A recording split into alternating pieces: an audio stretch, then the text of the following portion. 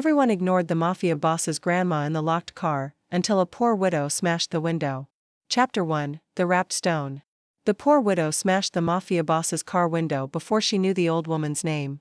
She only knew the hand against the glass was too still. The car sat beneath the white awning of the Bella Costa Hotel, black and long and polished enough to reflect the gold letters above the revolving doors.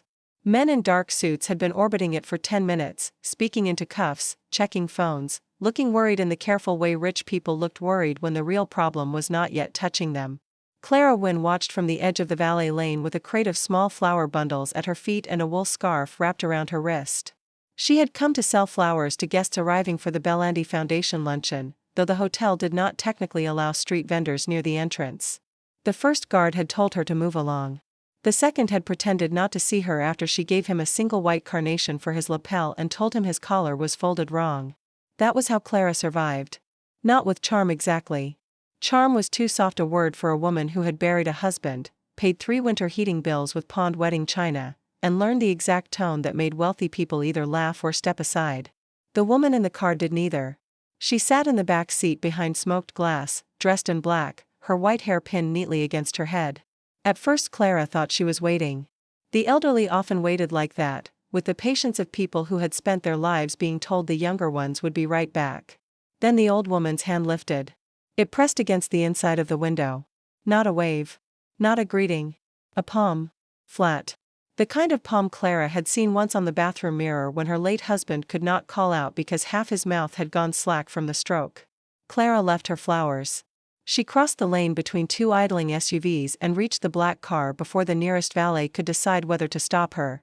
"Ma'am," she called, bending to peer through the tinted glass. "Can you hear me?" The old woman's face turned by a fraction. Her lips moved. No sound came through. Clara touched the door handle. Locked. "Who has the key?" Clara asked. The young valet beside her paled as though she had asked who owned his bones. "Don't touch that." "I asked who has the key."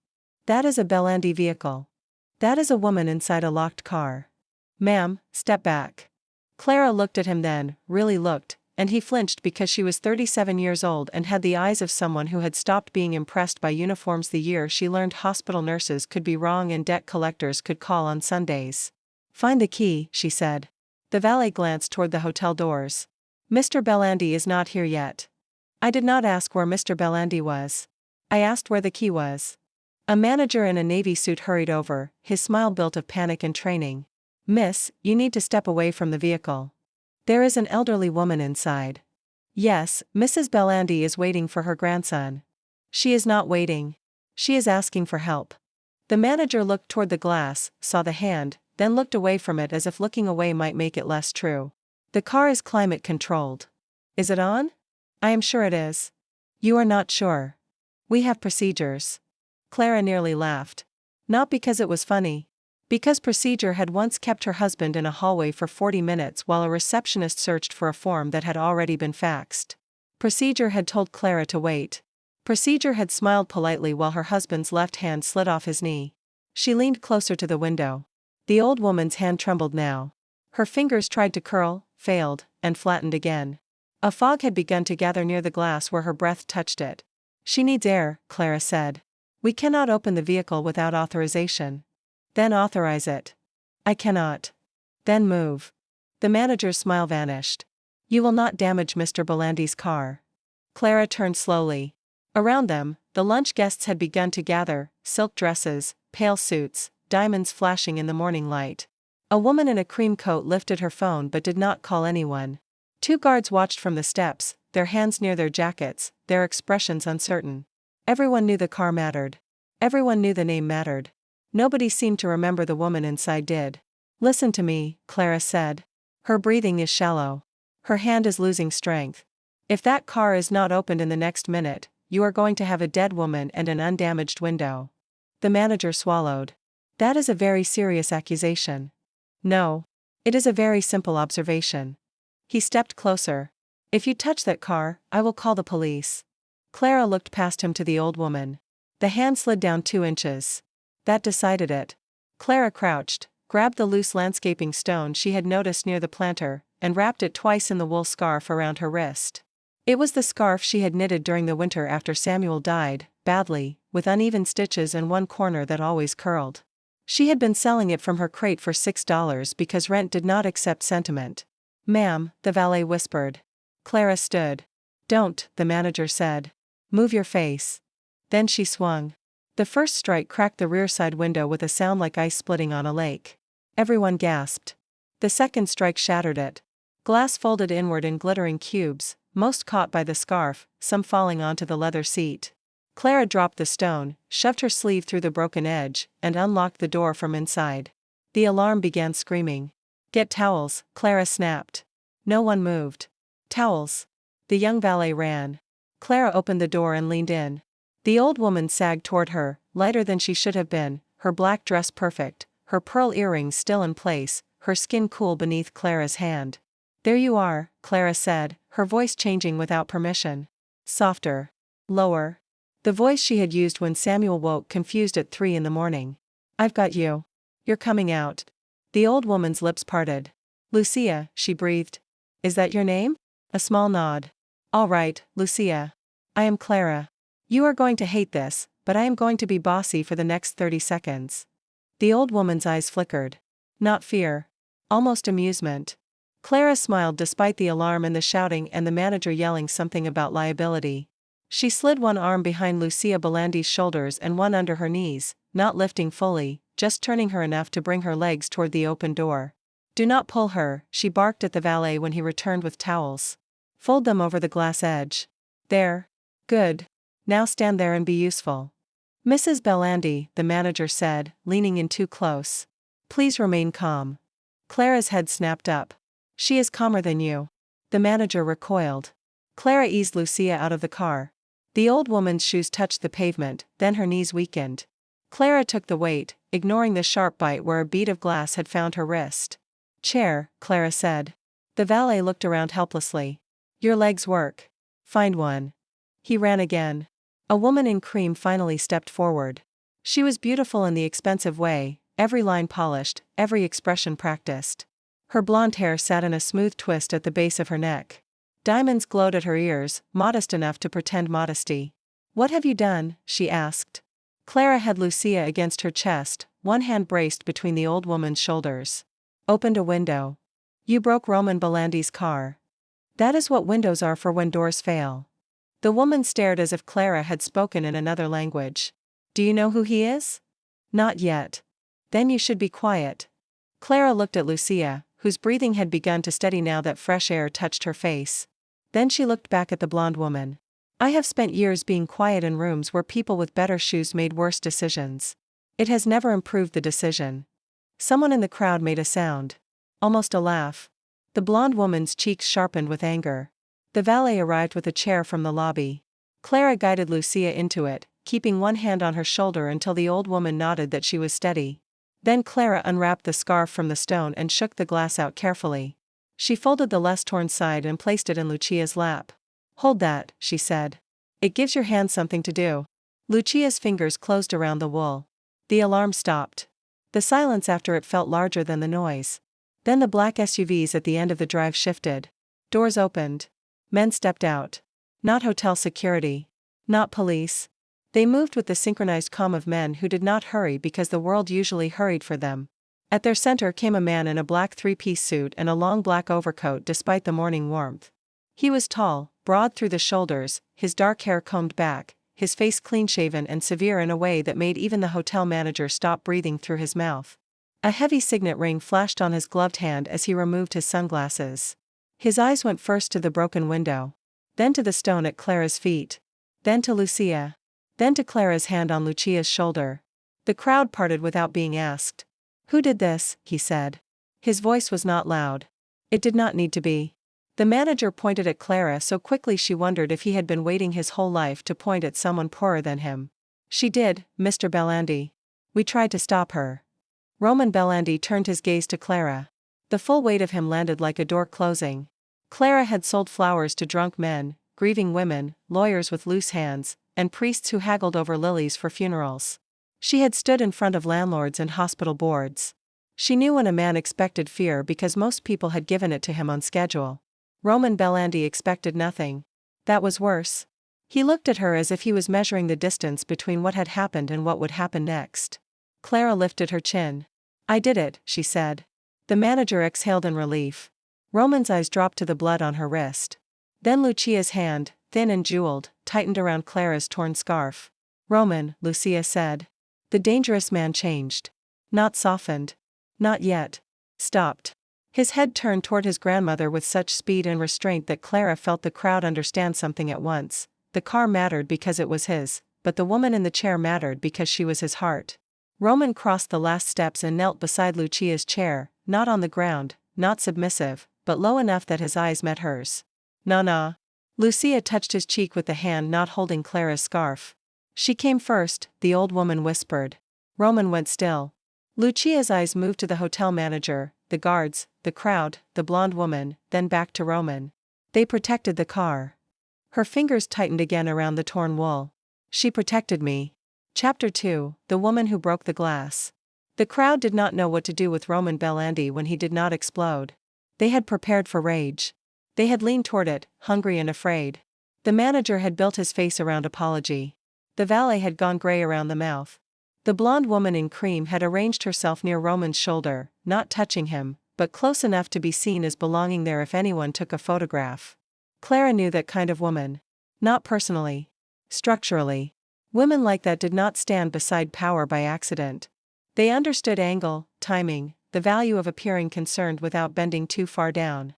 Roman did not look at her. He was still looking at Lucia. "Who locked the door?" he asked. No one answered. He did not raise his voice. "Who locked the door?" The valet swallowed. "Sir, the rear door must have engaged when the driver stepped out. The keys were taken inside with the luncheon packet." Roman's jaw moved once. "And my grandmother was left inside." "Only for a few minutes," the manager said. Clara felt Lucia's shoulder shift under her hand. The old woman's breath hitched. "Don't," Clara said. Every head turned to her. Even Roman. The manager's eyes widened. "Excuse me?" Clara kept her hand steady on Lucia's shoulder. "Do not make her listen to you reduce the time." She was inside long enough to ask for help and be ignored. That is the measurement that matters. One of Roman's bodyguards took half a step forward. Roman lifted 2 fingers. The guard stopped. Roman's gaze stayed on Clara. It was dark and unreadable, but no longer merely assessing. Something in him had sharpened. "Your name," he said. "Clara Wynn." "You are employed by the hotel?" "No." "By my family?" "No." "Then why were you here?" "Selling flowers." His eyes flicked to the crate at the edge of the lane, where Clara's small bundles had fallen sideways in the commotion.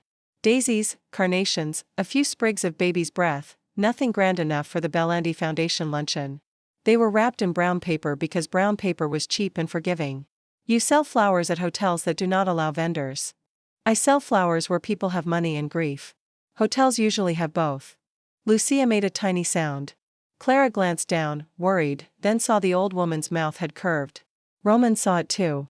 It changed the air more than the shattered window had. "You are injured," he said. Clara looked at her wrist. A thin line of blood had slipped toward her thumb. "Glass. You put your arm through a broken window."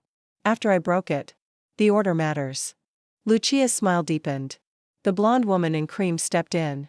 "Roman, your grandmother needs a doctor. This woman should not be handling her." "This woman," Clara said, before Roman could answer, "has handled a stroke patient, 2 broken hips, 1 diabetic seizure, and a church basement full of elderly women during a July power outage. Your concern is noted and poorly timed." The blonde woman's eyes narrowed. "You do not know who you are speaking to." "No," Clara said. "But I am learning quickly." The crowd shifted. Roman rose. The movement was controlled, but everyone felt it. He stood over the scene with Lucia in the chair, Clara beside her, the broken window behind them, and the entire hotel gathered like a jury that had forgotten the victim. "Vivien," he said. "So that was her name?" Vivien's expression warmed instantly. "Yes? Where were you when my grandmother was in the car?" The question struck more cleanly than any accusation. Vivien blinked. "I was inside with the luncheon committee. I came out as soon as I heard the alarm." "You came out before I arrived?" "Yes." "You saw her?" Vivien's mouth softened. "I saw Mrs. Bellandi seated. She appeared distressed, of course, but the manager assured us procedures were being followed." Clara laughed once. It escaped before she could stop it. Not a bright laugh. A tired one. Roman looked at her. You disagree. With which part? All of it, I assume. That depends how much time you have. The manager made a strangled sound. Roman did not. Begin with the first lie. Clara considered him. The man was dangerous. There was no use pretending otherwise. Danger lived in the way he stood, in the way his men waited for his hands, in the way half the guests had stepped back when he stepped forward.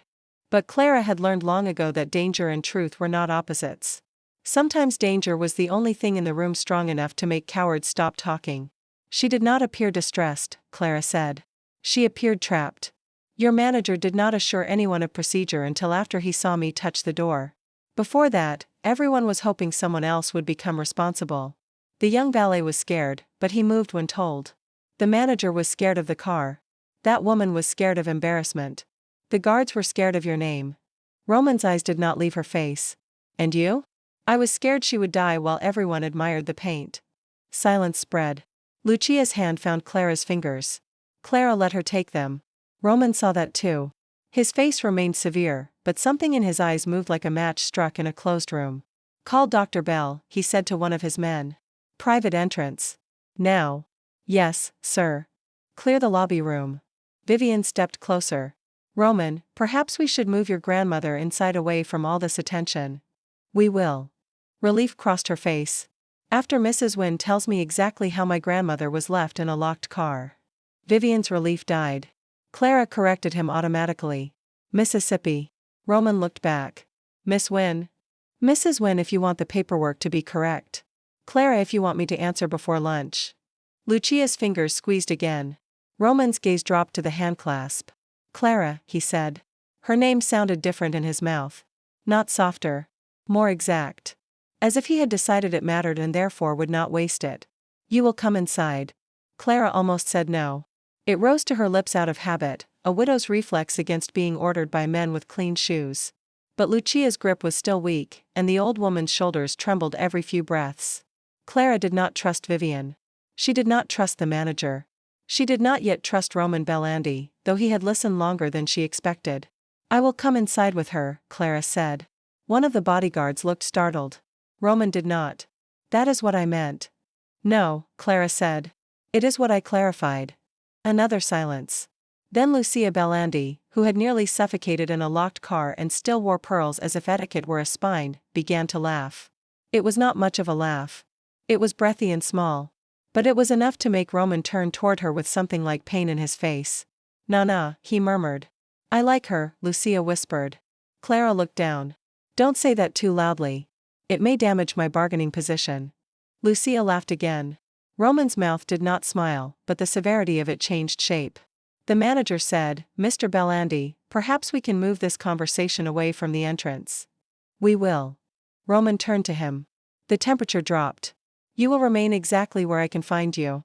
Of course. You will not speak to my grandmother. I understand. You will not speak to Mrs. Wynn. The manager glanced at Clara, startled that she had been placed in the same sentence as Luchia Bellandi. Roman noticed. Do you need that repeated? No, sir. Roman looked at Vivien. You will join the committee inside. Her face tightened. Roman, I think I should stay with Luchia. Luchia's fingers tightened around Clara's. Roman saw.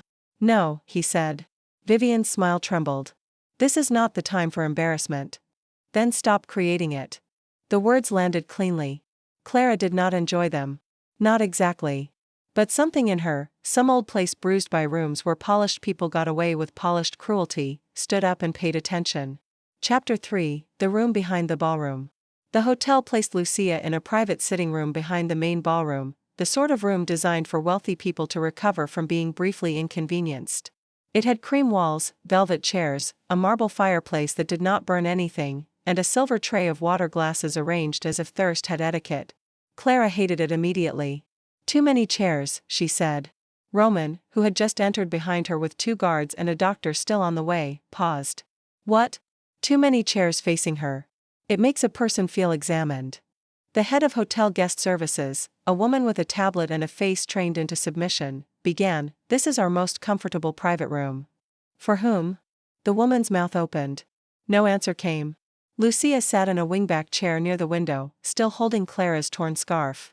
Her breathing was better, but she had gone quiet again, the way older people did when everyone around them started turning care into a performance. Clara moved 2 chairs away from directly facing her and angled a small table beside her elbow. "Water here," she said. The guest services woman blinked. Roman looked at one of his guards. The guard picked up the water glass and placed it where Clara indicated. "Not full," Clara said. "Half." Her hand is shaky. The guard emptied half into another glass without comment. Clara looked at Lucia. "Do you want the window curtain open or closed?" The old woman seemed surprised by the question. So did everyone else. "Open," Lucia said. Clara opened it. "Do you want your shoes off?" Lucia's eyes flickered with amusement. "Absolutely not." "Good. I hate guessing." Roman stood near the door, watching the exchange with an expression Clara could not name. He looked like a man seeing a familiar room from an angle he had never allowed before. The hotel manager hovered in the hall until one of Roman's men closed the door in his face. Clara approved. The doctor arrived 7 minutes later, a silver-haired man with a leather bag and the calm of someone accustomed to entering rooms where money wanted to be reassured. He introduced himself as Dr. Bell, which Clara thought was either convenient or suspicious. He checked Lucia's pulse, pupils, blood pressure, and breathing. He asked questions in a voice that was kind without being sugary. Clara stood back, but not far. Lucia still held the torn scarf. "Mild heat stress and panic response," Dr. Bell said at last. "No evidence of stroke. I want fluids, rest, and observation. If there is dizziness, chest pain, confusion, or weakness, we go directly to the clinic." "She should go now," Roman said. Lucia closed her eyes. "No. Na-na. Do not na-na me with that voice." For the first time, Clara saw Roman Bellandi look like someone's grandson rather than someone's executioner. "You were locked in a car. And now I am not. That does not make it nothing." "I did not say nothing. I said no clinic." Roman's jaw tightened. "Dr. Bell?" The doctor adjusted his cuff. "Mrs. Bellandi can safely rest here under observation for now. If she refuses clinic transfer, I cannot recommend forcing it unless her symptoms change." "I can recommend forcing it," Roman said. "Of course you can," Lucia said. "You recommend forcing everything." Clara lowered her head to hide a smile. Roman saw it anyway. "You find this amusing?" "I find her accurate." Dr. Bell made a small coughing sound that might have been a laugh if he valued his career less. Roman turned fully toward Clara. "You would not advise a hospital?" "I would advise asking her what she fears more, the clinic or the luncheon." Lucia's fingers stilled. Roman noticed. Slowly, he turned back to his grandmother. "The luncheon," he said. "Not a question." Lucia looked out the open window. "I dislike being displayed after I have been frightened." Roman's face closed. "Then you will not attend." "That is not your decision. It is when your health is involved." Clara heard the edge, the love disguised as command. She knew it. She had done it to Samuel after the stroke, snapping at him because fear needed somewhere to put its teeth. "May I?" she asked Lucia. Lucia nodded. Clara pulled a small ottoman closer and sat, not directly in front of Lucia, but to the side. Roman's eyes narrowed at the casual way she took a seat in a room where everyone else stood waiting for permission. "Good. Let him learn." "Do you want to go to the luncheon?" Clara asked, "or do you want to decide whether to go?" Lucia looked at her then. Roman went very still. The difference mattered. Clara could feel him hearing it, not just as words, but as a door he had been walking past for years. Lucia's voice was thin. "I want to decide." "Then decide in 20 minutes, after water and quiet." "I can decide now." "You can. But if you decide now, everyone will think they won. Him if you stay away, them if you go in smiling." Clara nodded toward the ballroom wall. "Give yourself 20 minutes that belongs to you." Lucia's eyes glistened. "You are bossy. I warned you." Lucia took a careful sip of water. Roman looked at Clara as if the room had shifted under his shoes. 20 minutes, he said. Clara looked back at him. "You don't grant it. She takes it." One of the bodyguards inhaled sharply. Roman's eyes hardened. For half a second Clara thought she had gone too far. Then Lucia said, "She is right." Roman's anger did not vanish. It changed direction. Not at Clara now, but towards some invisible ledger in his own mind where he had been writing protection under the wrong column. "Then she takes it," he said. That was the first turning. Clara felt it in the room. Not romance. Not yet. That would be ridiculous. But attention. The dangerous kind. The kind powerful men gave when something had slipped past their defenses and become necessary to understand. Dr. Bell packed his bag, gave instructions to Roman's assistant, and left with a glance at Clara that said he understood she was not staff and also understood she was currently the only person in the room Luchia trusted. When the door closed, Roman spoke. "Leave us." The two guards went still. Clara stood. "I'll be outside if she needs me." "Not you." She stopped. The guards left. The door closed again. Now it was Luchia, Roman, and Clara in a room with too many expensive lamps and one torn scarf. Roman removed his gloves finger by finger. He placed them on the table with care. "Tell me what you saw," he said. Clara folded her arms. "From the beginning? From the first moment you decided everyone else was wrong." "That is not one moment. That is a lifestyle." Luchia laughed softly. Roman looked at his grandmother, and the hardness around his eyes eased. When he looked back at Clara, the severity remained, but there was something else beneath it. Curiosity. Respect beginning against its will. Clara told him. She told him about the hand on the glass. The fog near Luchia's mouth. The locked handle. The valet's fear. The manager's procedure. Vivien's concern for appearances. The hesitation in the crowd, not cruel exactly, but worse in some ways because it had been polite. Roman listened without interrupting. That unsettled her more than if he had barked orders. Men like him were supposed to interrupt. They were supposed to dislike hearing the order of events from a woman with a blood-stained sleeve. He did not. When she finished, he turned to Luchia. "Is that what happened?" Luchia looked at the torn scarf in her lap. "Yes." "Did you call for help?" "I tapped the window. I waved. The young man saw me first." "The valet?" "Yes." He looked terrified. "Of you?" "Of you." The words sank. Roman's face did not move, but Clara saw the cost of them. Luchia continued, "Then the manager came. He smiled at me through the glass." Clara's stomach tightened. "Smiled?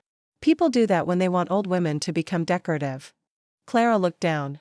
Roman looked toward the closed door. For the first time, Clara was glad she was not the manager. "And Vivien?" Roman asked. Luchia's mouth thinned. "She said something I could not hear. Then she looked at the cameras." Roman's eyes closed. Only for a second. When they opened, whatever warmth had been there was gone. "Nah. Do not punish everyone because I was frightened. I will punish the correct people. You do enjoy sounding like a villain. I have been told it saves time." Clara should not have smiled. She did. Roman saw. "You disagree?" "No. Sometimes it does." Luchia patted Clara's hand with approval. Chapter 4, The Luncheon Committee. Vivien Caro had built the Bellandi Foundation luncheon around the idea of mercy. That was what the program said. Mercy in motion. Clara read the words on the cream card someone had left in the sitting room and nearly choked on them. She stood by the window while Luchia rested with her eyes closed, Roman by the fireplace, his phone silent in his hand. Mercy in motion. The phrase had been printed in gold ink, raised enough that Clara could feel it under her thumb. "What is this luncheon for?" she asked. Roman looked up. "Elder care grants." Clara stared. "Of course it is." Luchia opened one eye. "Irony keeps the blood moving." Roman crossed the room and took the program from Clara. Their fingers brushed. It was a small thing. Clara had been touched accidentally by men before. Usually she moved away without thinking, because the world had taught her that a poor widow's boundaries were only respected when she made them inconvenient. Roman did not hold on. He did not look at her hand like he had earned the right. He took the program, read the title, and his mouth became a flat line. "Vivien named it," Luchia said. "I know. Do not make that face. This is my face. It is the face you make before men lose their jobs. Then it is accurate." Clara turned back to the window. The valet lane below had been cleared, but the broken car remained. Someone had covered the shattered window with a temporary plastic sheet. Her crate of flowers had been moved to a bench near the door. Several bouquets were crushed. She should have been thinking about the lost money. Instead she thought about Roman Bellandi's fingers not closing around hers. That was dangerous. Not because he was handsome, though he was in the severe, expensive way of men who had never needed softness to be wanted. Not because he was powerful, though power clung to him so heavily it seemed to change the room's architecture. It was dangerous because he listened. Clara had not expected that. A knock came. Roman opened the door himself.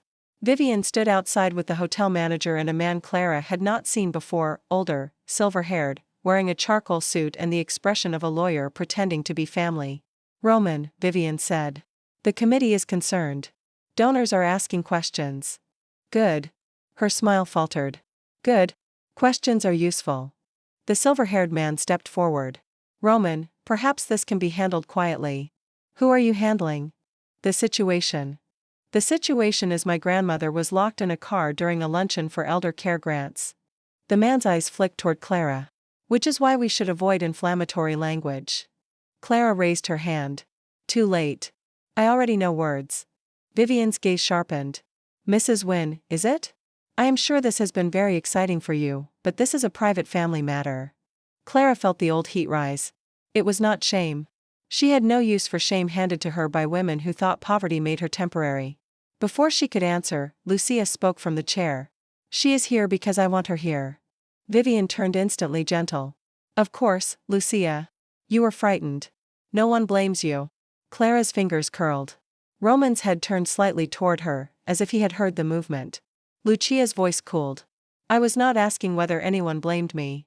Vivien's face held. Barely. We only want to protect you from further stress. Clara said, she asked for 20 minutes, not a cage. The silver-haired man looked at Roman. This is becoming inappropriate. Roman leaned one shoulder against the doorframe. It should have looked casual. It did not. It looked like a lock sliding into place. You have 30 seconds to explain why the woman who broke a window to save my grandmother is inappropriate in a room where none of you did. No one spoke. 20, Roman said. The manager's lips parted. Mr. Bellandi, we followed all reasonable safety procedures. There it is, Clara muttered. Roman looked at her. What? Reasonable. That word always arrives carrying a shovel. Luchia opened both eyes now. Roman stepped back from the door and opened it wider. Come in. The three entered. Clara did not move from the window. She felt the old social instinct pressing at her ribs, telling her to make herself smaller, to let the real people talk. Then Luchia shifted in the chair and Clara saw the torn scarf still in the old woman's lap. She stayed where she was. Roman stood beside the fireplace. Explain the procedure. The manager swallowed. The vehicle arrived at 11:17. Mrs. Bellandi's driver stepped out to confirm the entrance route. A committee aide requested he bring the donor packet inside. The rear door locked automatically. Who was the aide? The manager glanced at Vivien. Vivien looked offended. One of the volunteers, I assume. Name. Roman, I do not manage every volunteer personally. Clara saw it then. The tiny pause. Luchia saw it too. Her fingers moved over the scarf. Roman's voice lowered. You knew. Vivien's head lifted. I knew your grandmother's driver was confused about entrance protocol. I sent someone to help. To help him leave the car. For a moment. With my grandmother inside. No one expected the door to lock. Clara said, did anyone check? Vivien's eyes cut to her. Excuse me? Did anyone check whether the car was running, whether the air was on, whether she had water, whether she could open the door from inside? That was not my responsibility. There it is, Clara said. Roman did not look away from Vivien. Why move the driver? The silver-haired man intervened. Roman, this is not productive. I disagree. Vivien's control cracked just enough for something ugly to show. Your grandmother refused the escort I arranged. She insisted on arriving through the main entrance instead of the side. It was becoming difficult. Difficult, Luchia repeated. Vivien turned to her. You know how donors are. The timing matters. Photographers were already in place. So you moved the driver, Roman said. I asked him to help with the packet. And left my grandmother. For a moment. Clara said, a moment is what people call harm when they want it to sound accidental. Vivien looked at Roman. Are you really going to let this woman insult me? No, Roman said. Vivien's relief was instant. I am going to listen while she describes you accurately. Clara's mouth went dry. There it was. Not rescue. Recognition. The room felt it too. The manager looked at the floor. The silver-haired man's expression changed from management to calculation. Vivien went very still. Luchia closed her eyes again, but this time the corners of her mouth softened. Roman looked at Clara. Continue. Clara did not want to feel anything about that. She continued anyway. She prioritized the photograph, Clara said. The manager prioritized the vehicle. The guards prioritized your reputation. The valet prioritized his job. None of those things are evil by themselves. That is why rooms like this are dangerous. Everyone can name a reason they did not move, and the person who needed help still ends up behind glass. Roman's gaze held hers. And you prioritized? Breathing. One word. No gold ink. No committee. No foundation. Just the thing every person in the room had nearly made secondary. Luchia began to cry. Silently. Roman crossed to her at once. He did not ask if she was all right, which Clara appreciated because clearly she was not. He crouched beside the chair, near but not crowding, and waited until Luchia looked at him. I am sorry, he said. The room seemed to forget how to breathe. Clara did too. Mafia bosses in stories apologized with blood, money, revenge. Men like Roman Bellandi apologized to institutions, perhaps, if the institution was useful.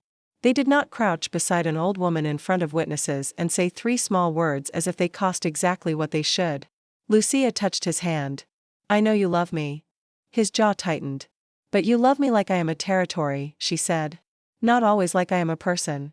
The words hit him harder than any accusation. Clara looked away. It was too intimate to watch. Then Luchia said, Clara did not know my name. Clara looked back. She did not know whose grandmother I was. That is why she saw me first. Chapter 5, Mercy in Motion. Roman cancelled the luncheon speech 12 minutes before he was supposed to give it. He did not cancel the luncheon. That would have been easier.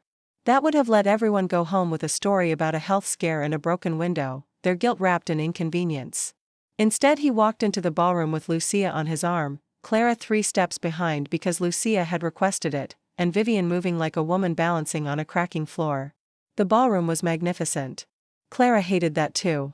Crystal chandeliers, white roses, gold-rimmed plates, donation cards placed beside each water glass. At the far end, a stage held a podium bearing the Bellandi Foundation seal. Behind it, in elegant letters, the phrase Mercy in Motion arched over a projected image of smiling elderly people who had probably signed releases. The guests turned. Every conversation thinned. Luchia's grip on Roman's arm tightened. Clara saw it. Roman felt it, but his first instinct was to cover it with control. His shoulders squared. His chin lifted. The entire room adjusted to the possibility of his anger. Clara stepped closer and spoke low enough that only he and Luchia could hear. She asked for choice, not theater. Roman's eyes cut to her. I know what I am doing. So did everyone outside. For one dangerous second, the old Roman looked at her. The one who could end a career, close a room, make a person regret the shape of her mouth. Clara held his gaze. Luchia's hand trembled. Roman looked down at it. The anger left his face like a door closing on a storm. Nah, he said quietly. Do you want to sit, speak, or leave? Luchia inhaled. The question moved through her body. Clara saw it in the way the old woman's spine straightened by degrees, not because she had been ordered to stand tall, but because someone had finally handed her back the right to decide. Sit, Luchia said. Then speak. Roman nodded. No argument. No adjustment. He led her to the front table and pulled out her chair himself. Vivien moved toward the seat beside him, but Luchia looked at Clara. Sit with me. The ballroom heard. Clara felt it. Every wealthy head turned toward the poor widow in the plain dress with glass dust still caught in the cuff of her sleeve. Vivien smiled with all her teeth. Luchia, I am sure Mrs. Wynn would be more comfortable elsewhere. I am sure Mrs. Wynn can answer for herself. Clara should have refused. There were reasons. Practical ones. Survival ones. Poor women did not sit at front tables of mafia charity luncheons because an old woman liked their tone.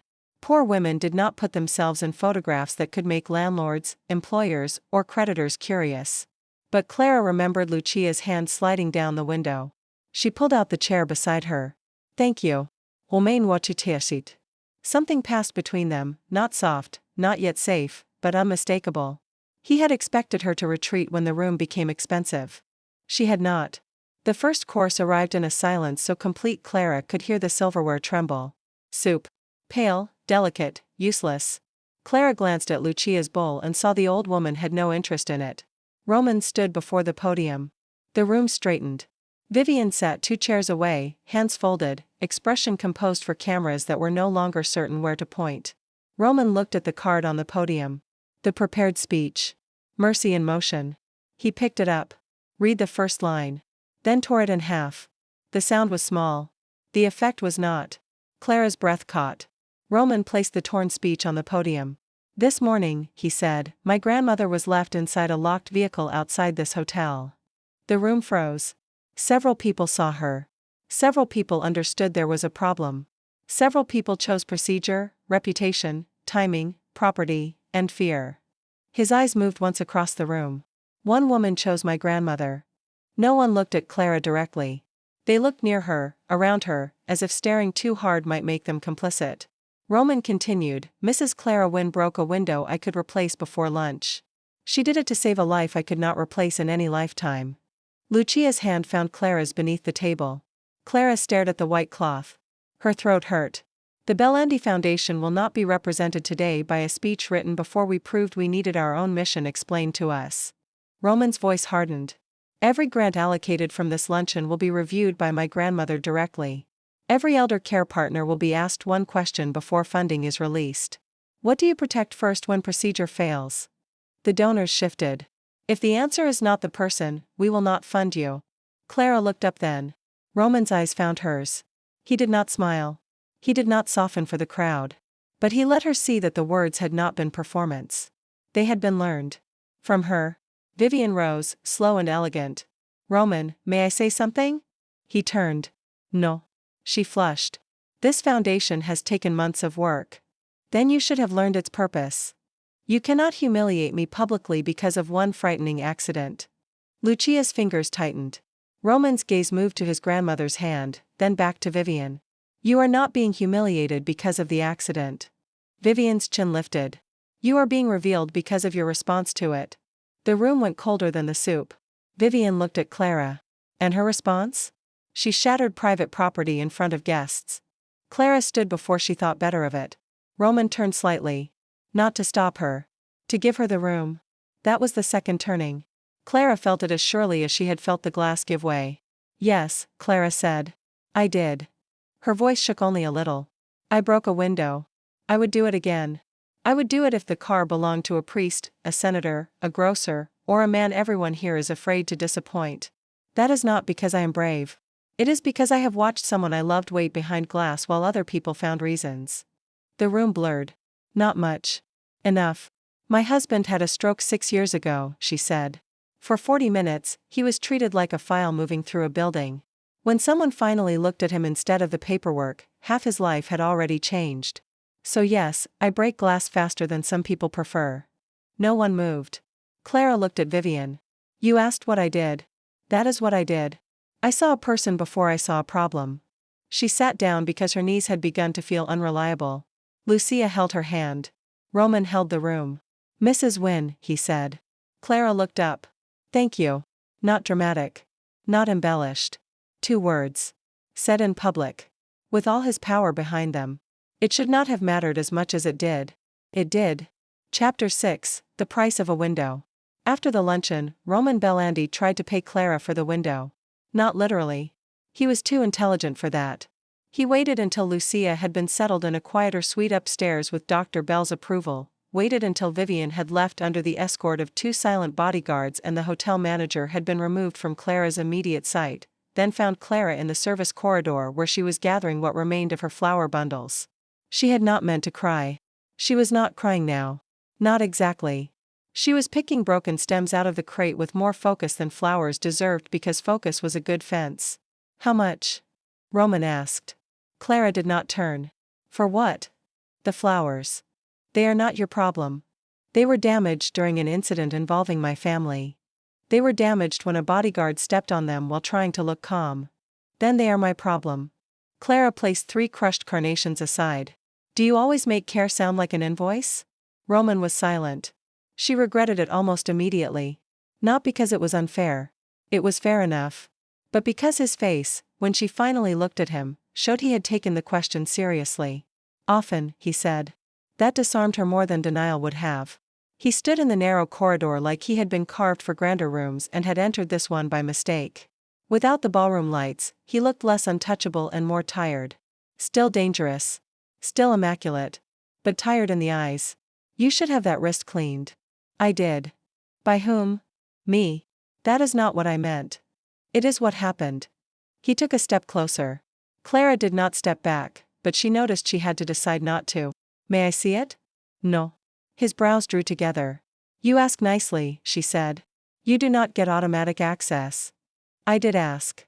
And I answered. The corner of his mouth changed. Not a smile. A near miss. Do people usually enjoy making conversations difficult with you? Only the ones who survive them. Then I am optimistic. That was flirting. Impossible. Absurd. Dangerous. Clara turned back to the flowers. You should go be terrifying somewhere. I am doing that here. No. Here you are loitering near carnations. This time he did smile. Just barely. It altered him in a way Clara did not appreciate. Severe men should not have smiles like that, hidden and rare enough to make a woman feel she had found money in a winter coat. She looked away first. How much were the flowers? He asked again. $28 if everyone had been honest and no one haggled. That is all? She gave him a look. He corrected himself. That came out badly. Most things do when rich men say, that is all. $28, he said. And the scarf? Her hand stilled. What about it? It was damaged. It did its job. It was yours. She picked up the scarf from the crate. The edge was torn where glass had cut through wool. A few tiny fragments still clung to the fibers. The uneven corner curled as always. I made it, she said before she could stop herself. Roman's gaze moved to the scarf with new attention. Then I cannot replace it. Clara's throat tightened. No. May I have it repaired? It is a $6 scarf. That is not what I asked. She studied him. Powerful men liked replacing things. It was faster than honoring them. New cars, new dresses, new apartments, new lives. A replacement was control disguised as generosity. Repair was different. Repair admitted that the thing had a history before the man arrived. Why? She asked. Roman looked toward the end of the corridor, where the muffled sound of the ballroom staff cleaning up drifted through swinging doors. Because my grandmother has not let it go. Clara looked down. And because you wrapped it around the stone, he said. You protected her from the glass while you broke it. That was too much. Not because it was grand. Because it was accurate. Clara folded the scarf slowly. I was trying not to cut her. I know. Most people would have noticed the broken window. I noticed the scarf. She could not answer. Roman reached into his coat and removed a card. Not a black card. Not some ridiculous symbol from a story where money solved the plot. A plain cream card with his name, a phone number, and nothing else. He placed it on the crate beside the flowers. If you need anything. That is a dangerous phrase. Yes. Do you give it often? No. Why give it to me? Because my grandmother asked whether you had a warm coat. Clara blinked. Of all the answers, that one found the crack. She looked down at herself. Her coat was warm enough if the wind was polite, which it rarely was. The cuff was frayed. One button was not original. She had meant to replace it with a matching one 2 winters ago, then the stove broke. Your grandmother should rest. She is resting. She is also interrogating Dr. Bell about your living situation. She doesn't know my living situation. That has not slowed her. Clara huffed a laugh. Roman watched it as if it mattered. Do not send me a coat, she said. I had not suggested it. You were approaching it. I was. Don't. He inclined his head once. Then I won't. That surprised her. Just like that? You said no. Men usually treat that as the beginning of negotiations. Men are often poorly trained. She looked at him. The corridor seemed smaller. Not because he moved closer. He did not. Because he stayed exactly where she had left him. I have to go, Clara said. Where? Home. How? Bus. May I have a car take you? No. May I ask why? Because if I get into one of your cars today, every person who saw me break that window will decide I was paid for it. Roman absorbed that. She expected irritation. Got thoughtfulness instead. Then I will walk you to the bus stop. Absolutely not. Why? Because if you walk me to the bus stop, every person who saw me break that window will decide I am either your charity project or your mistress. Which would bother you more? The charity project. The near smile returned. Noted. Neither is acceptable. Also noted. He picked up her crate before she could stop him. What are you doing? Carrying flowers. Roman Bellandi does not carry crushed carnations through hotel corridors. Apparently he does when poorly trained men step on them. She reached for the crate. Give me that. No. You just made a speech about respecting no. That was about your body and your choices. This is about a crate. My crate. He looked down at it, then at her. Slowly, he handed it back. No argument. No performance. Clara took it. Her hands brushed his again. This time neither of them pretended not to notice. Chapter 7, The Woman Outside the Gate. Clara lived above a closed tailor's shop on Marrow Street, 3 bus rides and 1 long walk from the Bella Costa Hotel. The building had once been blue. Weather and landlords had negotiated it down to a color between ash and resignation. She climbed the stairs with her flower crate under one arm and Roman Bellandi's card in her pocket like a match she had not decided whether to strike. Mrs. Alvarez from the 2nd floor opened her door before Clara reached the landing. "You are late." "I was delayed." "By money or trouble?" "Both." Mrs. Alvarez's eyes narrowed. She was 72, 4 feet 11, and had once chased a mugger with an umbrella while wearing slippers. Clara trusted her more than most institutions. "Your wrist." "Glass." "That explains nothing." "It explains the cut." "Clara." Clara sighed and leaned against the railing. "I broke a Mafia Boss's car window to get his grandmother out." Mrs. Alvarez stared. Then she nodded. Was the grandmother grateful? Yes. Then the car deserved it. Clara laughed for the first time since leaving the hotel. It came out harder than expected and nearly tipped into tears. Mrs. Alvarez saw that too, because old women with slippers missed very little. "Come," she said. "I need to put these flowers in water." "They are dead." "Not all. The living ones can wait 2 minutes." Mrs. Alvarez pulled Clara into her apartment, sat her at the kitchen table, and cleaned the wrist properly with the merciless tenderness of women who had raised children, survived husbands, and lost patience with infection. Clara told her the story in pieces. The hand on the glass. The manager. The stone. Roman. She did not mean to say his name differently. Mrs. Alvarez heard it anyway. "Ah," she said. "Do not awe me. I am old. I can awe anyone. He is a mafia boss. I gathered that from the car. He is dangerous. So are stairs in winter. Yet we use them." Clara shook her head. "This is not that. No. This has better shoulders." Mrs. Alvarez. "What?" "I am old, not blind." Clara covered her face with her uninjured hand. The truth was worse than attraction. Attraction could be dismissed.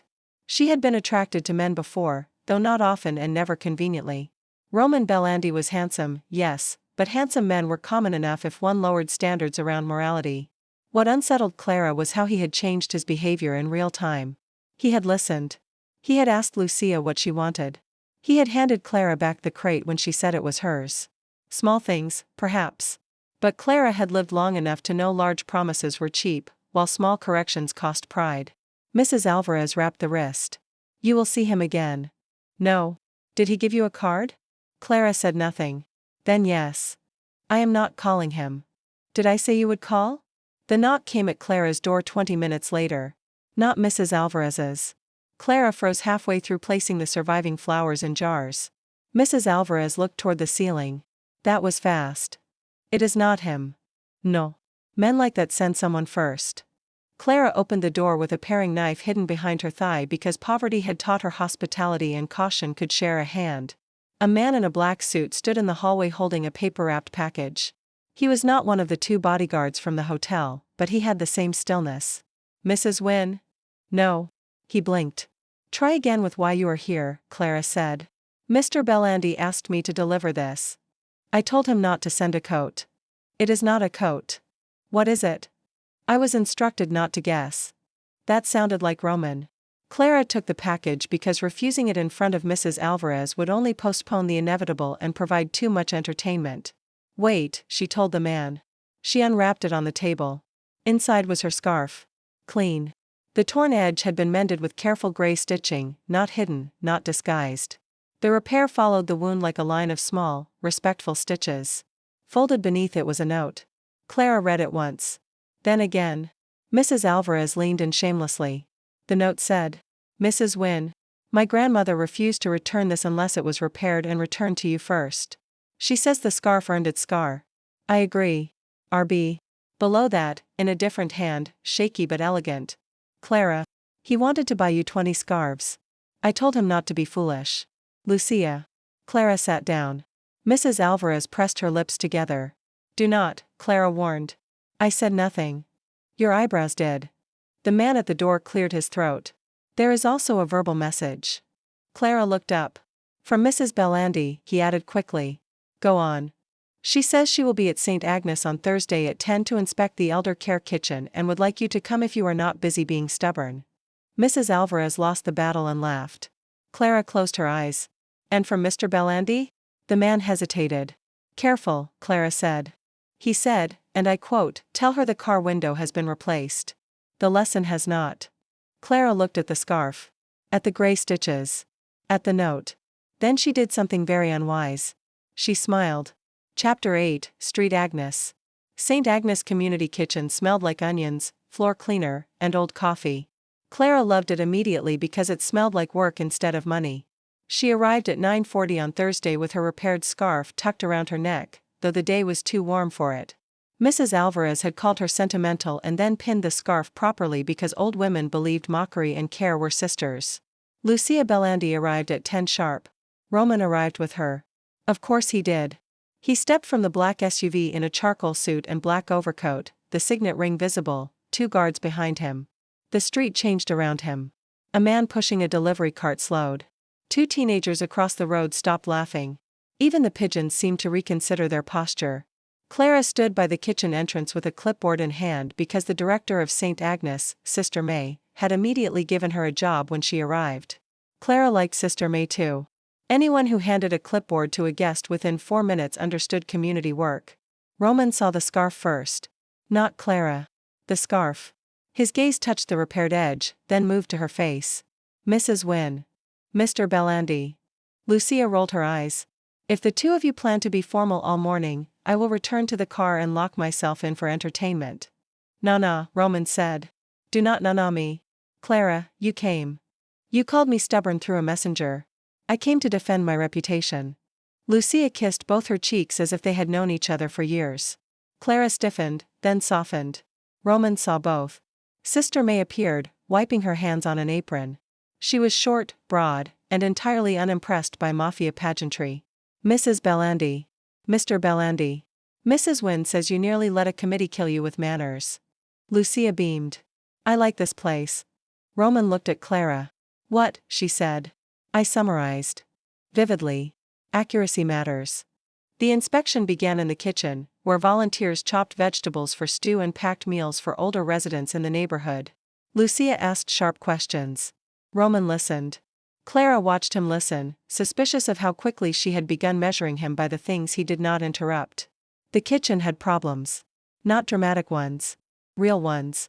A refrigerator that ran warm when the back door was open too long. A delivery schedule that left seniors without fresh fruit on Mondays. A grant form that required online reporting from volunteers who still used paper ledgers because half their clients did not have stable internet. Roman's assistant took notes. Luchia asked more questions.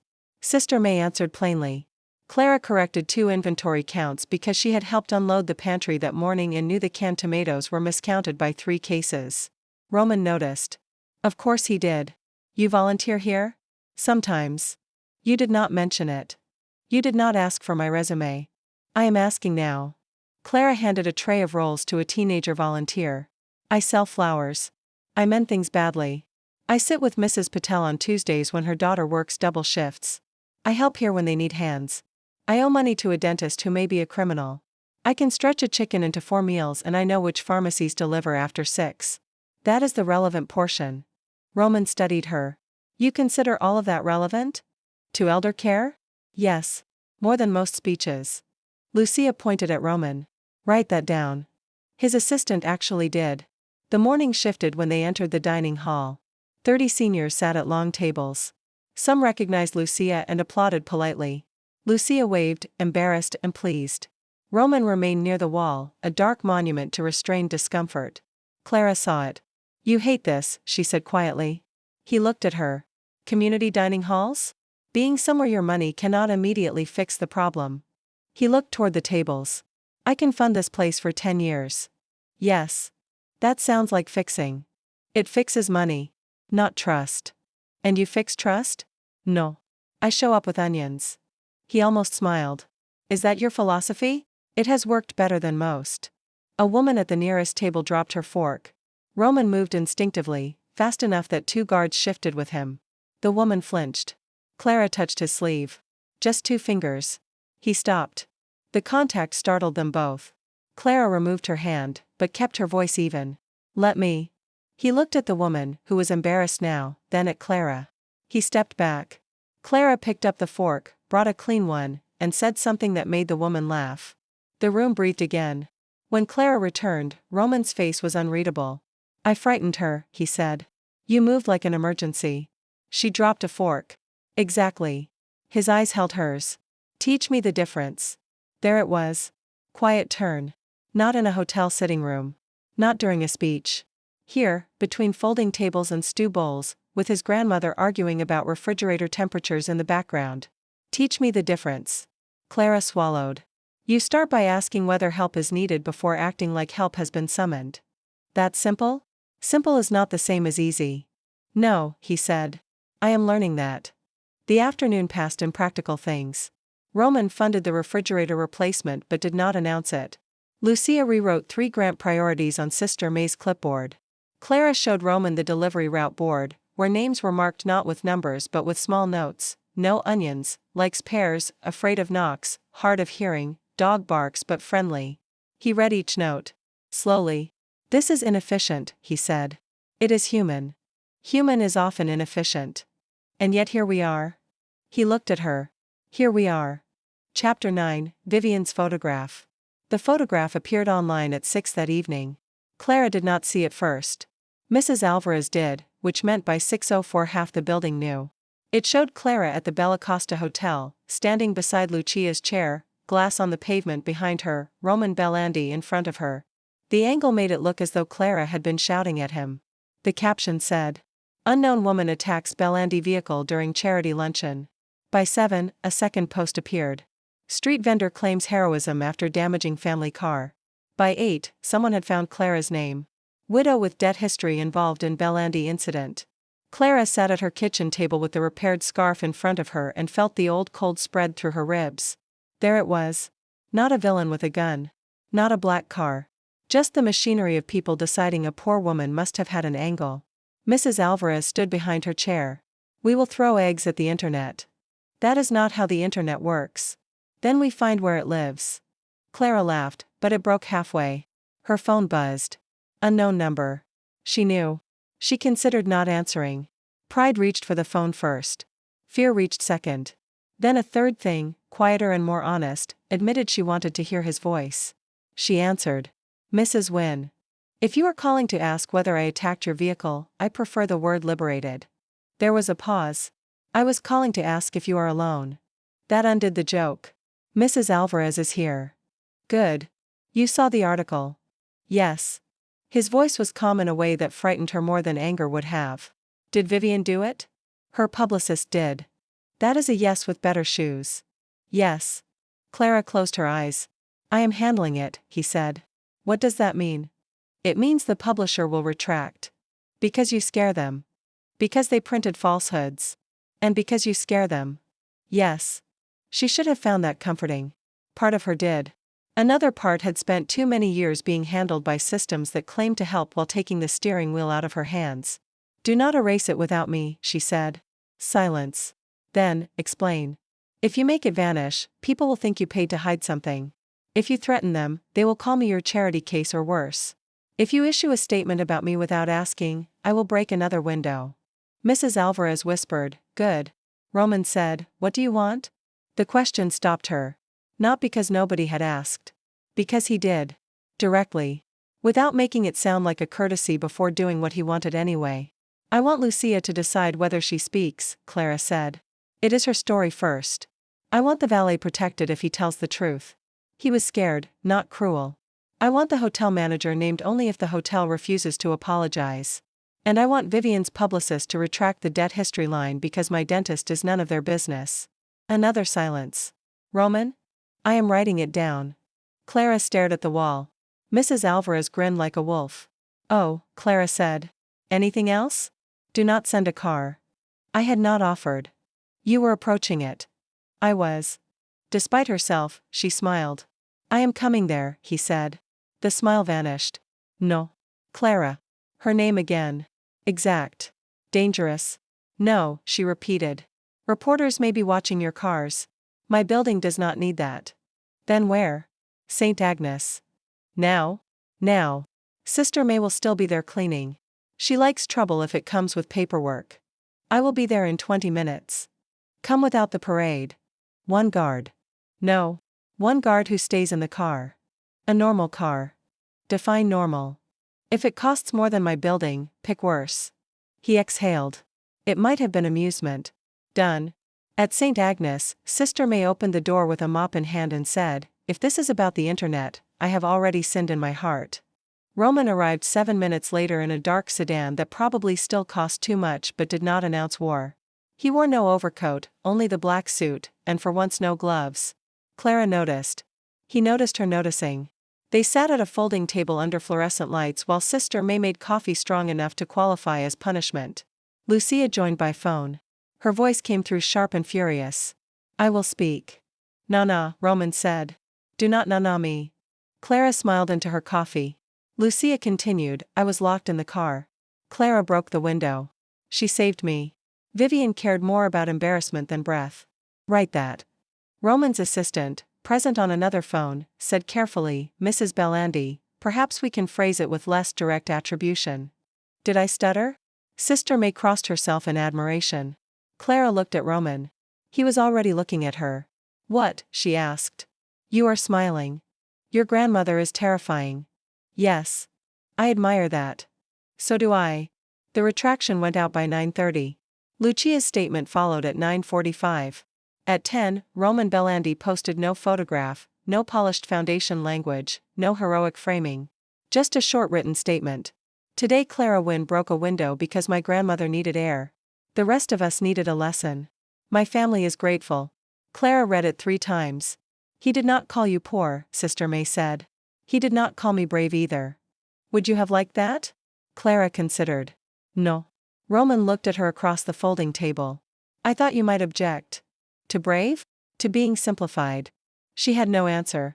Because he was right. Chapter 10, The Charity Board. The Bellandi Foundation Board met the next morning in a room with a table long enough to suggest nobody at it did dishes. Clara had no intention of attending. Luchia had other intentions.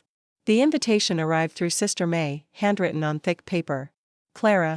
Roman thinks he is reforming a foundation. He is actually rearranging furniture in a burning house. Please come with a bucket. Luchia." Clara told herself she went because elder care grants mattered. That was true. It was not the whole truth. She wore her best dress, which was navy and too plain for the Bellandi Foundation but clean. She wore the repaired scarf because not wearing it felt like cowardice. Mrs. Alvarez lent her a pair of pearl earrings and said, "Do not let them make you grateful for being allowed in." The boardroom occupied the top floor of a brick building with frosted glass doors and security that pretended not to know Roman's name while clearly knowing it deeply. Clara arrived alone.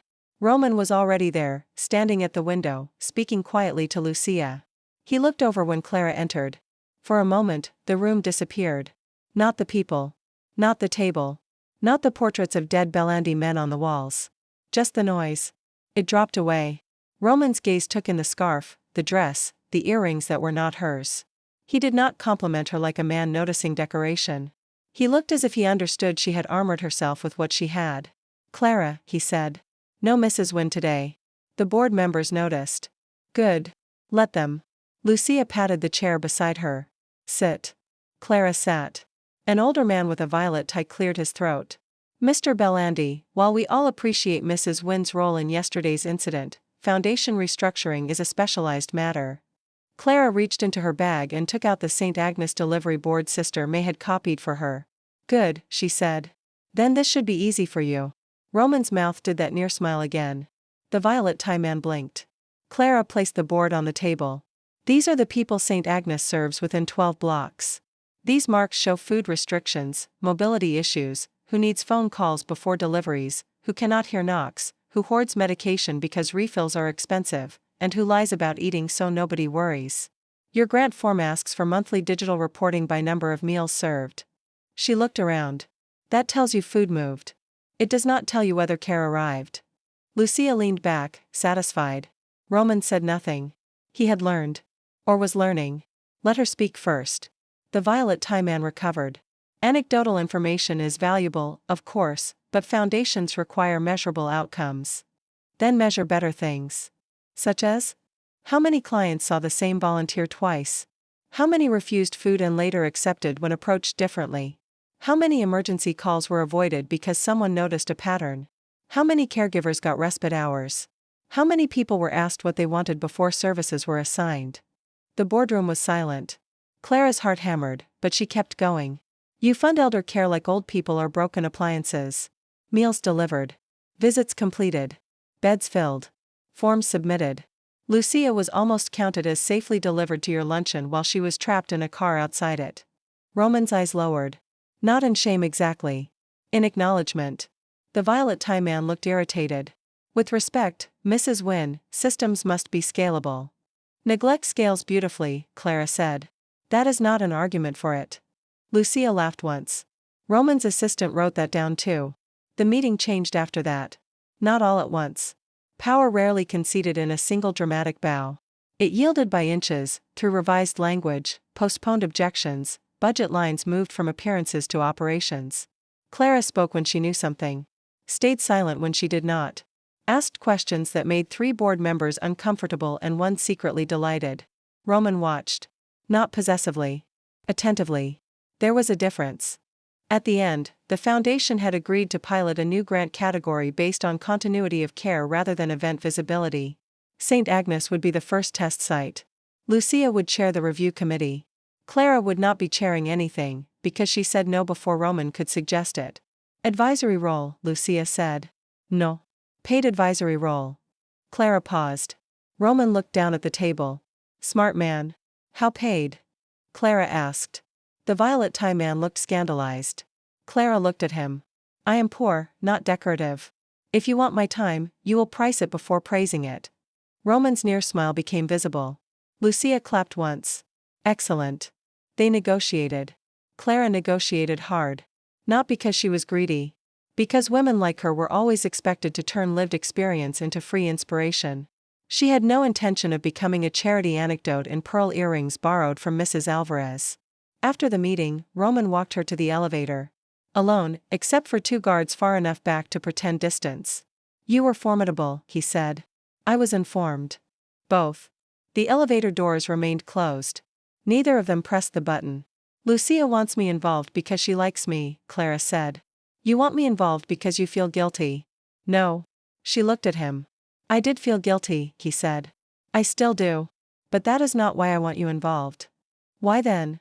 Because you see where systems hide harm. Clara's fingers tightened around her bag strap. That is not a compliment most women dream of. You are not most women. Simple. Direct. Too much. She looked at the elevator button. Careful, Mr. Bellandi. Roman. Careful, Roman.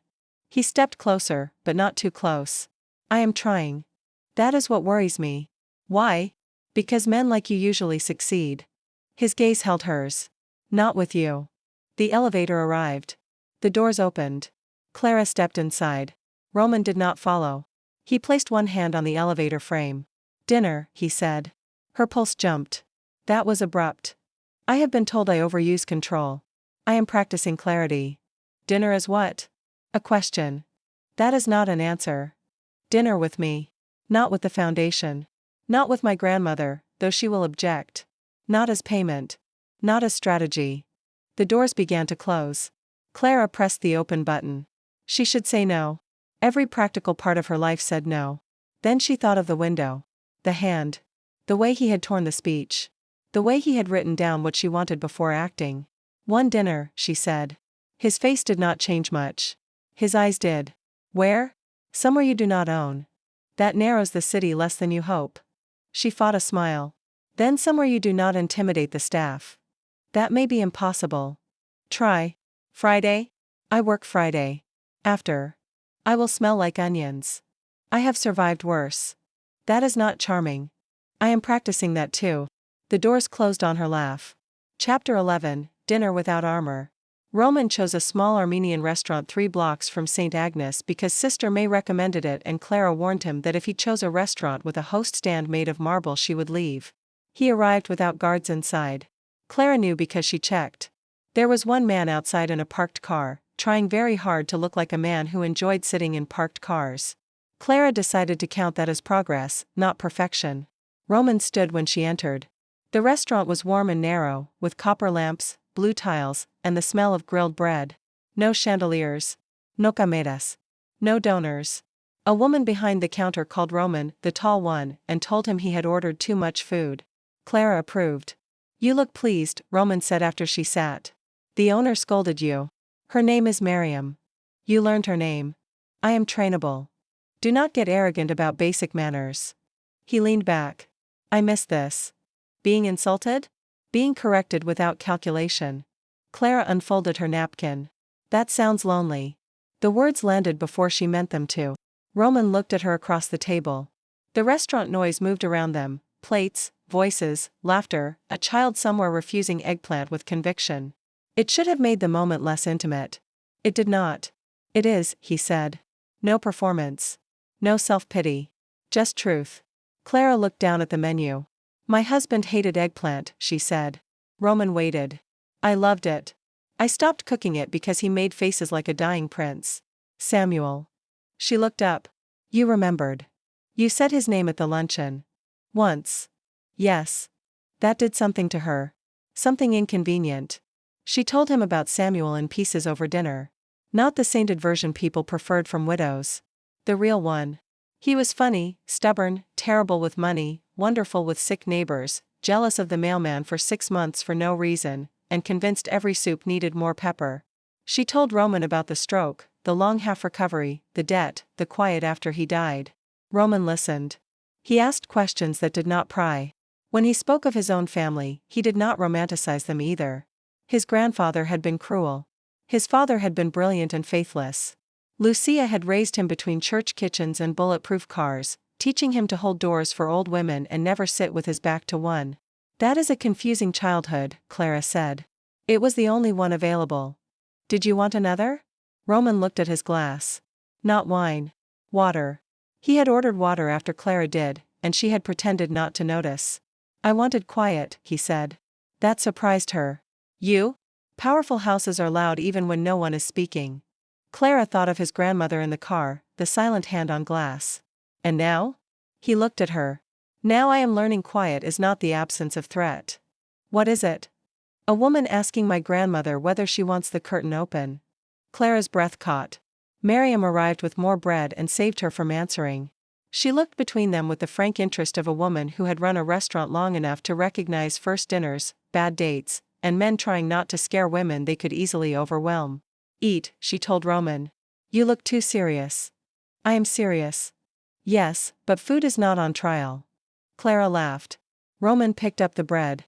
The dinner stretched. Not because the food was slow, though it was. Because neither of them reached for endings. Clara did not remember the last time she had sat across from a man and felt neither hunted nor managed. Roman did not relax exactly. She suspected he had forgotten how. But he became less armed by degrees. When the check came, Clara reached for it. Roman's hand moved. Then stopped. She saw the effort. "We split it," she said. "I invited you. And I accept it as a question, not a transaction." Clara.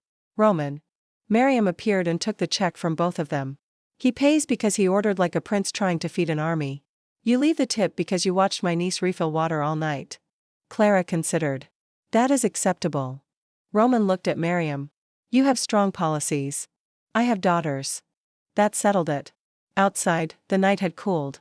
Clara wrapped the repaired scarf around her neck. Roman stood beside her on the sidewalk, hands in his coat pockets, the parked guard far enough away not to hear. "May I walk you to the bus stop?" he asked.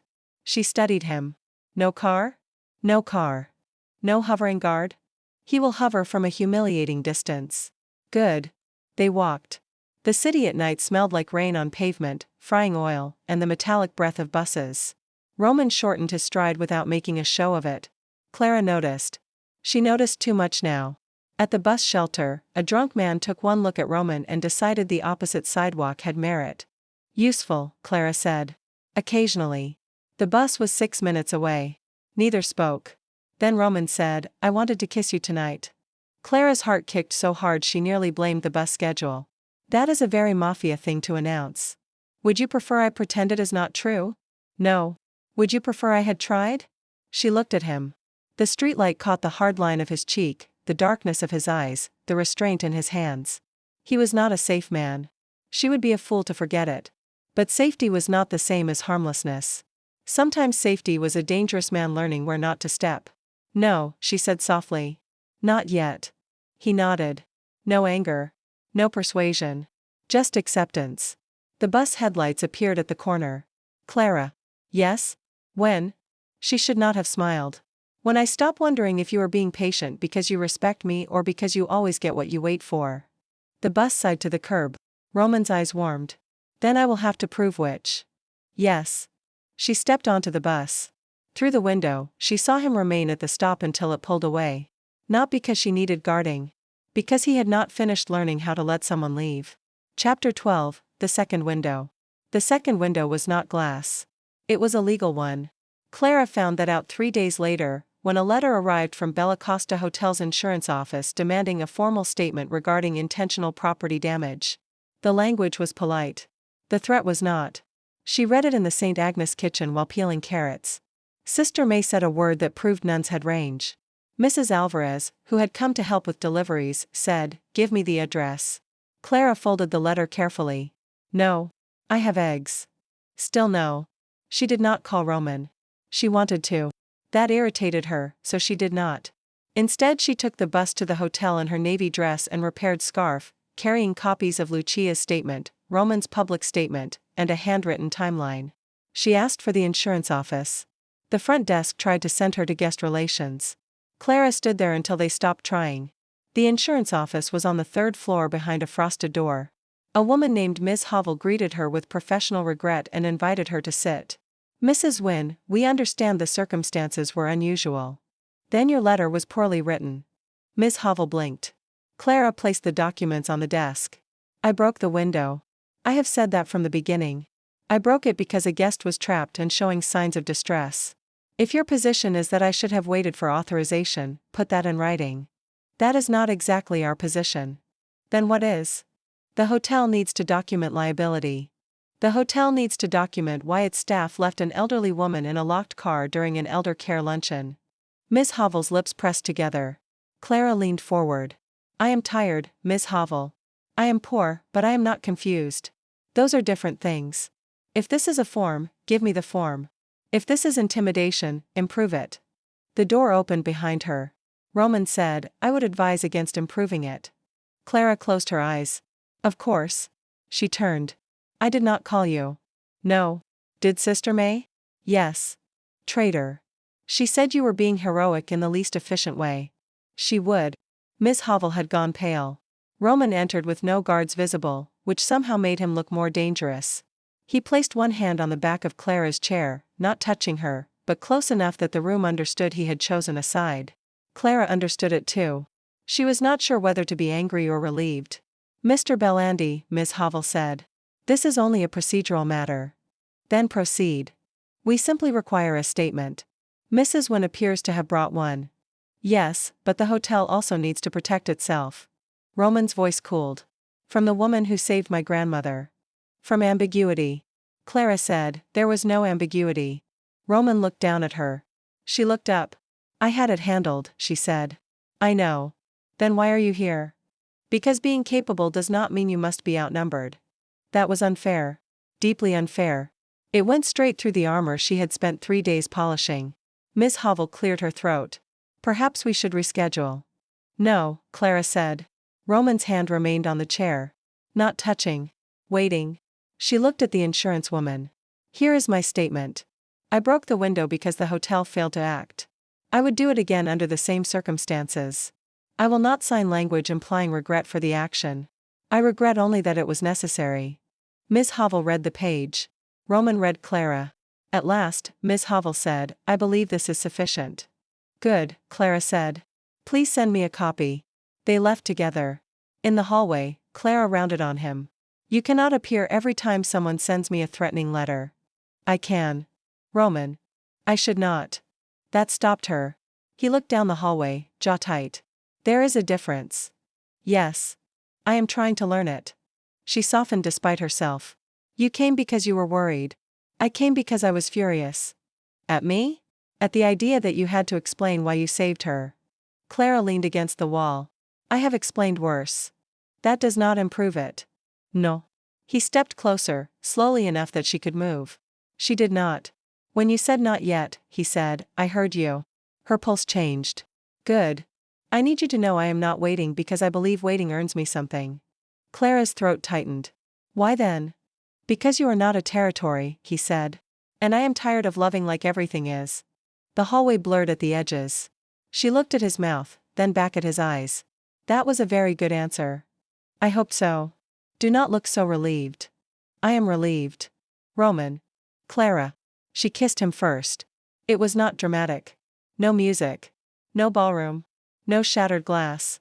Just a hallway outside an insurance office, her hand on his lapel, his body going absolutely still until he was certain she had chosen it.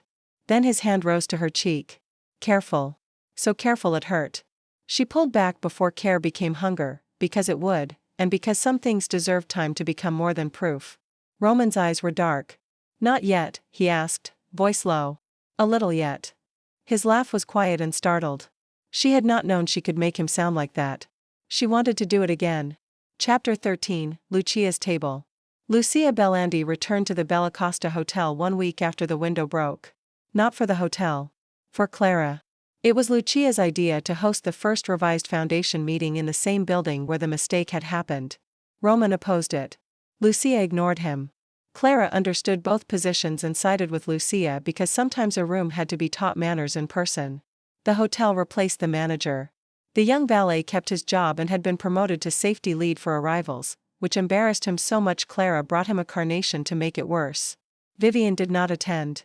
Her absence had the shape of defeat, though Roman never discussed the details with Clara beyond saying the engagement was formally over, privately ended before it had publicly existed. Clara did not ask if he had loved her. Not because she did not wonder. Because the answer mattered less than the choices he was making now. The new meeting took place not in the ballroom, but in a sunlit room with windows that opened. Clara checked. Lucia sat at the head of the table. Roman sat to her right. Clara sat to her left, because Lucia had written her name on a folded card herself and dared anyone to move it. Clara saw the irony. So did Roman. Careful, she murmured to him before the meeting began.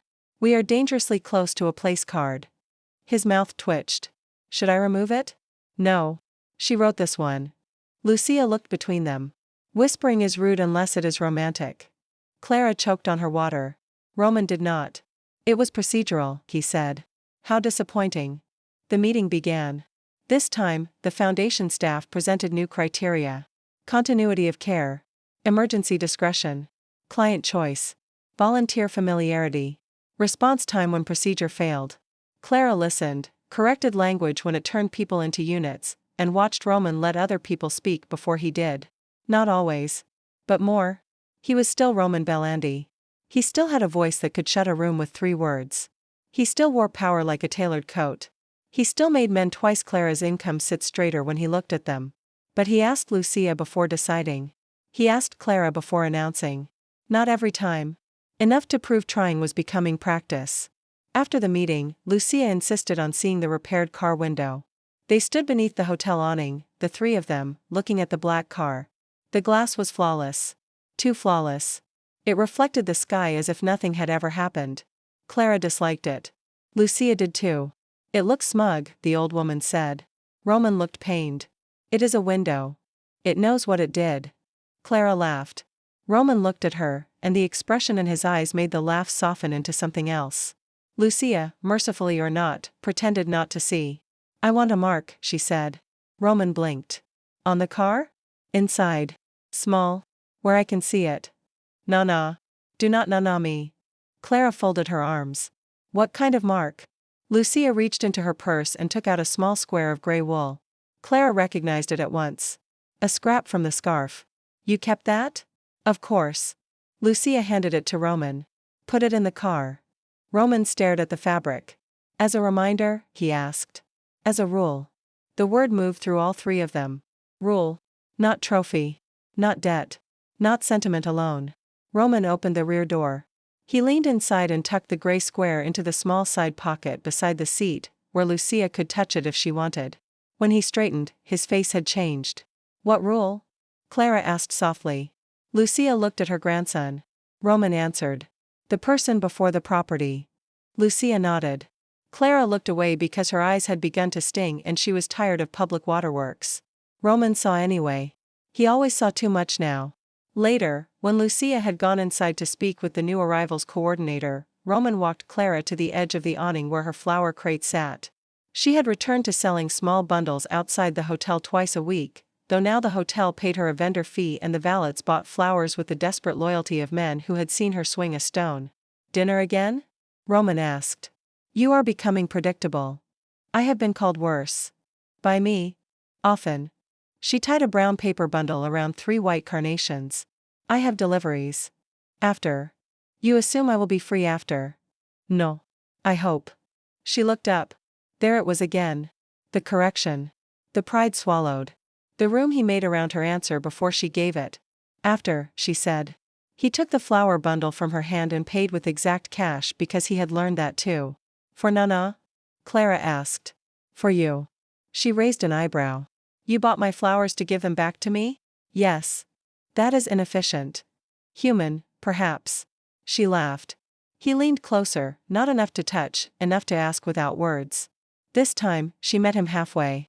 The kiss was brief because they were outside a hotel and Luchia had eyes everywhere. But it was not hidden. A valet saw and immediately found something fascinating about the pavement. A guard turned away with military discipline. Somewhere behind the glass doors, Clara suspected an old woman was smiling.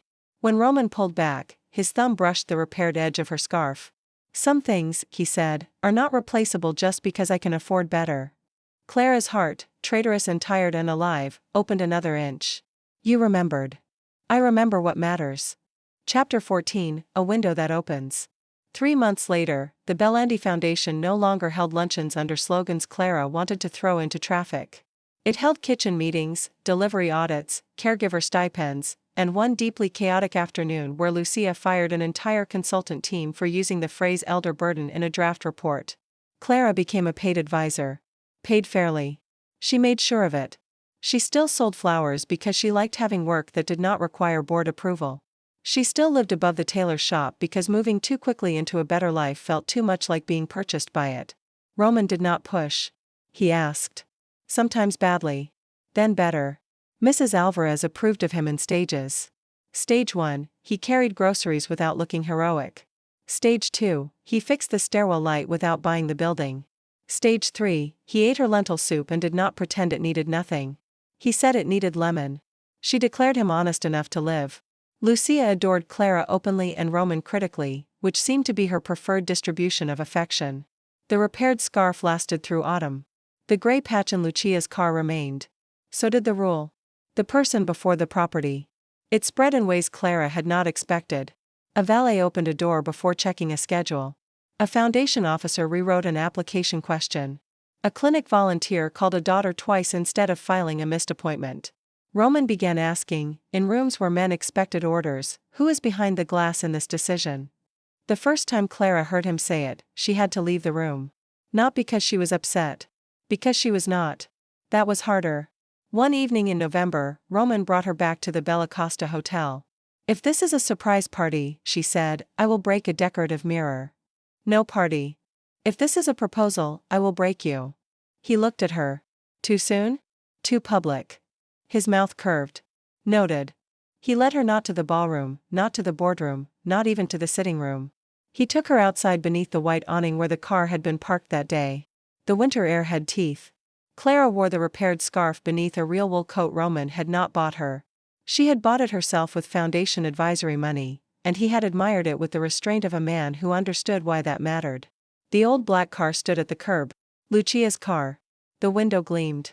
Roman opened the rear door and nodded inside. Clara leaned in. The gray scrap was still there. Beside it lay a small brass plaque fixed discreetly inside the door pocket. No gold flourish. No foundation seal. Just words engraved small enough that only someone seated there would see them. The person before the property. Clara touched the edge of the door. Luchia approved? She edited it down from a paragraph. That sounds like her.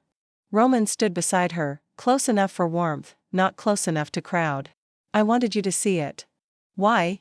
Because I built most of my life around rules that kept people away from what I feared losing. He looked at the plaque. You broke one window and made me see how many I had mistaken for protection. Clara swallowed. That is a lot to put on a woman with a stone. It was a well-wrapped stone. She laughed softly. He turned toward her then. Clara. There was something in his voice that made her look up. Not command. Not danger. Choice. I love you, he said. No preamble. No stage. No ring produced from a pocket like a trap. Just the words, standing in the cold beside the car that had started everything. Clara closed her eyes. For a moment she was back at the window, seeing a hand slide down the glass. Then in the hallway, his hand not touching her chair. Then the bus stop. The folding table. The boardroom. The first kiss. The gray stitches. Every correction he had accepted, every time he had paused before turning care into control. She opened her eyes. I love you too, she said. Which is inconvenient. Roman's breath left him. Actually left him. The most feared man in rooms full of dangerous men stood beneath a hotel awning and looked undone by a widow in a wool coat. Clara would remember that for the rest of her life. Inconvenient, he repeated. You have cars everywhere. I can reduce the cars. You have men who glare at mailboxes. They can be retrained. You have a grandmother who will become impossible. She already is. True. He stepped closer. Anything else? Yes. He waited. If you ever try to turn love into a territory, I will tell you. I know. And if you do not listen, I will leave the room. His face sobered. I know. And if someone is behind glass, we break it. His hand rose to her scarf, touching only the edge. Always. She kissed him then, under the awning, beside the car, with Winter moving around them and Luchia no doubt watching from some window above because subtlety had never been her chosen art. This time Roman's arms came around Clara slowly. Not claiming. Holding. The difference mattered. It had always mattered. Behind them, the hotel doors opened. A young valet stepped out, saw them, and immediately turned around. Clara laughed against Roman's mouth. Your reputation is in danger, she said. Good. Good. Let them learn I can be corrected. She leaned back enough to see his face. By me? By you. Only me? His eyes warmed. Possessive, yes. But not the kind that erased. The kind that recognized. Especially you, he said. Later, Luchia would claim she had not watched. Mrs. Alvarez would ask whether Roman had proposed and then be disappointed and pleased when Clara said no, not yet. Sister May would say love was best proven by budget revisions and soup deliveries. Roman would send no car unless Clara asked. Clara would sometimes ask, because independence did not require refusing comfort forever. The window stayed repaired. The plaque stayed hidden. The scarf frayed again and was mended twice more, once by Clara and once, disastrously, by Roman, whose stitches were too straight and too tense. She made him redo them while Luchia supervised and called him a menace to wool. And whenever a room grew too polished, too careful, too full of people protecting reputation before breath, Roman Bellandi would look across it for Clara Wynn. Not because she was soft. Not because she needed saving. Because she had been the first person in years to make him see the glass. And Clara, who had once thought survival meant doing everything alone, learned that being loved by a dangerous man did not have to mean being owned by him. It could mean standing beside him with a stone in her hand and a rule between them. The person before the property. The breath before the name. The woman before the myth. The window, always, before the car.